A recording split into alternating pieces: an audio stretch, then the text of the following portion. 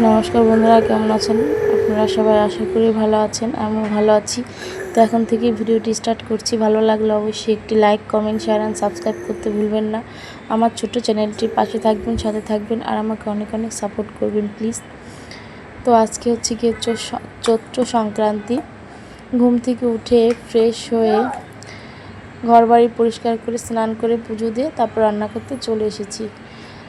আজকে রান্না করছি হচ্ছে মেনু ডাল, শাকভাজি আর হচ্ছে গিয়ে মাছ। আর আজকে হচ্ছে গিয়ে চৈত সংক্রান্তিতে ভাই ছাতু। কাদের কাদের বাসায় এই নিয়মটা আছে? আমাদের বাসায় আছে। তো আমার ভাই ছাতু খেতে আর আমাকে নিতে বাবার বাড়িতে কালী পুজো বৈশাখ মাসের 4 তারিখ, সেজন্য আমাকে নিতে আসছে। আর যেহেতু আসছে আমাকে নিতে, তাই বলছি দুদিন আগেই আয়, ভাই ছাতু তাহলে দিতে পারবো। মা ওদিকে সব কিছু তৈরি করে দিয়ে দিয়েছে, আমি শুধু এখানে ভাইকে ছাতুটা সামনে দেবই। তো প্রথমে ডাল রান্না করেছি কড়াইতে।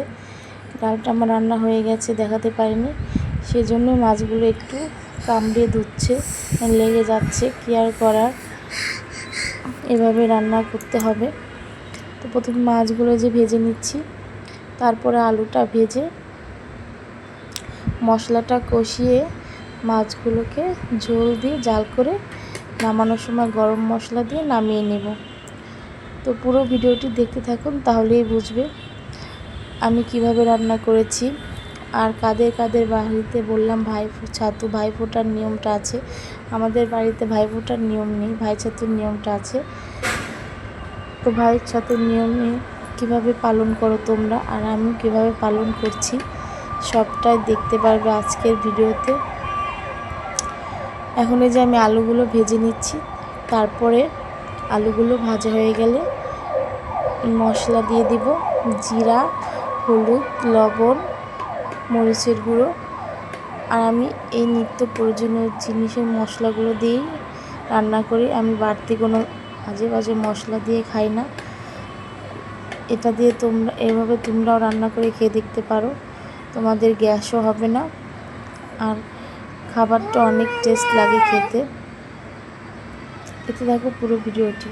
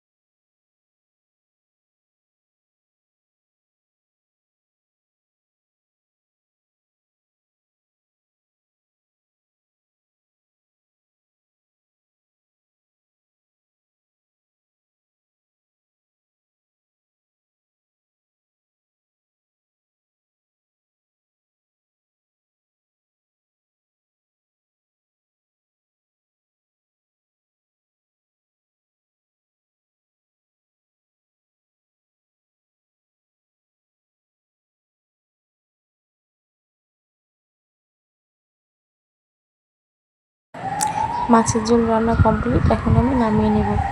নামিয়ে তারপরে শাক ভাজিটা করে নেব। আর এটা হচ্ছে কি কুমড়ো শাক ভাজি করব, যার জন্যে আমি দিয়েছি পেঁয়াজ কুচি আর রসুন কুচি।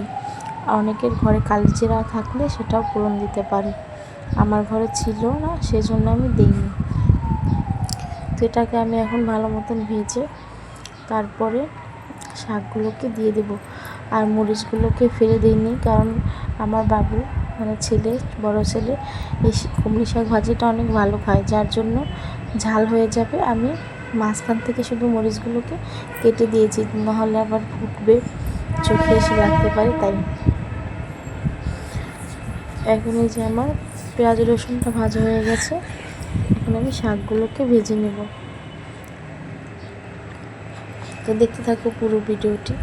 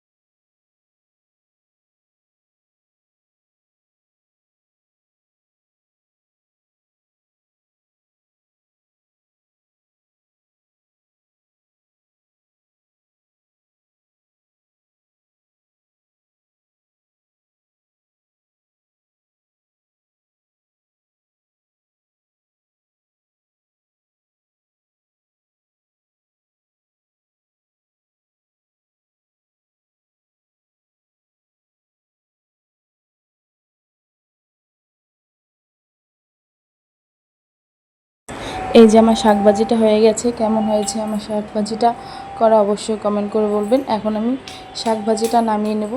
এদিকে ভাইও চলে এসেছে, ওদিকে গোছগাছ করতে হবে। আমি বলেছি তুই স্নান করে নে, আমি সব কিছু গুছিয়ে নিচ্ছি ভাজাতে দেওয়ার জন্য।